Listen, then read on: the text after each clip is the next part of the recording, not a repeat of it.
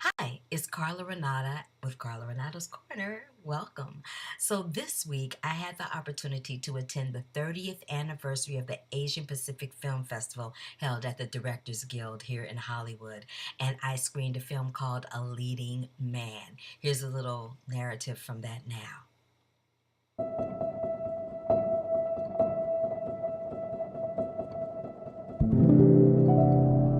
Leading Man is about an Asian American actor trying to climb the Hollywood social ladder and career ladder. And the way he does this is by dating a Caucasian female casting director. And what ensues cannot be good, but it makes for an interesting conflict between he and his girlfriend, he and his friends, he and his family, and ultimately he and himself.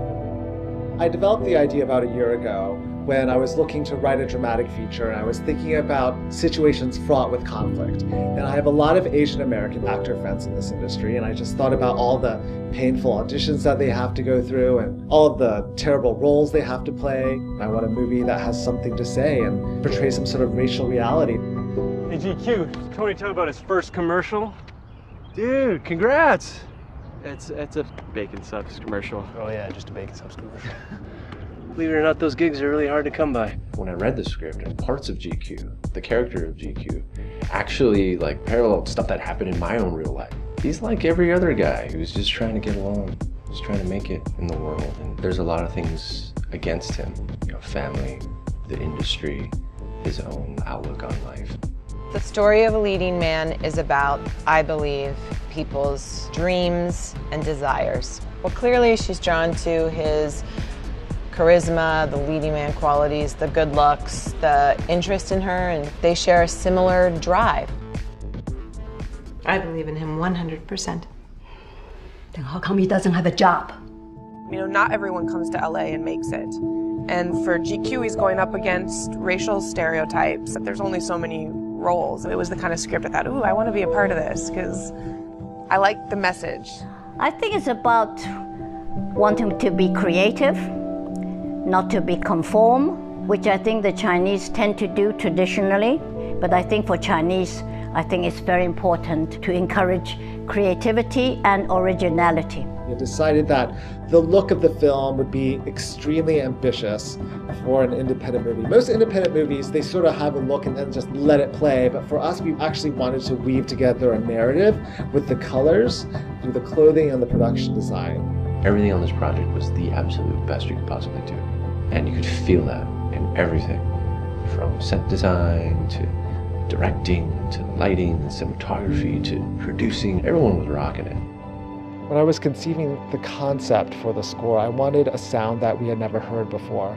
I was very much in love with the electronic sounds of movies like The Social Network and Drive, but wanted to combine that with something more classical. I know Jeremy and Ben from their work on Avatar, The Last Airbender, and from The Legend of Korra. I'm a big fan of their work, and they were happy to do it, so I feel very lucky to work with them. I think the music attaches well to the story because it very much focuses around GQ and his sort of internal struggles, and it's very sort of intimate.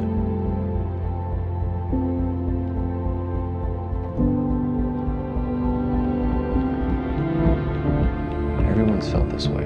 You don't have to be an Asian male actor in Hollywood to identify with this movie. You could be a mom, a dad, you could be any race. Fill in the blank. It's going to show you something you've never seen before.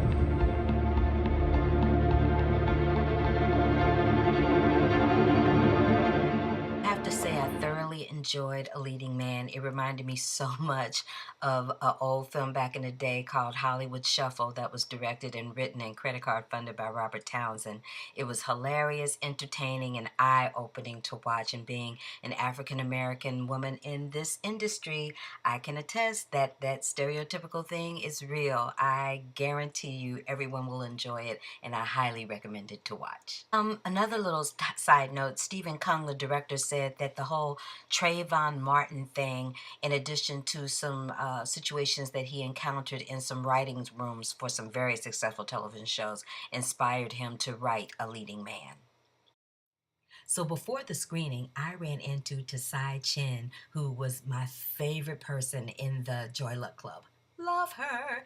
And I had an opportunity to chat a little bit. We took a little picture. We took several pictures. I just posted the best looking one. But at any rate, the Asian Pacific Film Festival, it ends this Sunday, May 11th, and it will have all those showings at the National Center for the Preservation of Democracy, along with the reveal of the Narrative Award and the Documentary Award winners. Thank you so much for tuning in to this edition of Carla's Corner.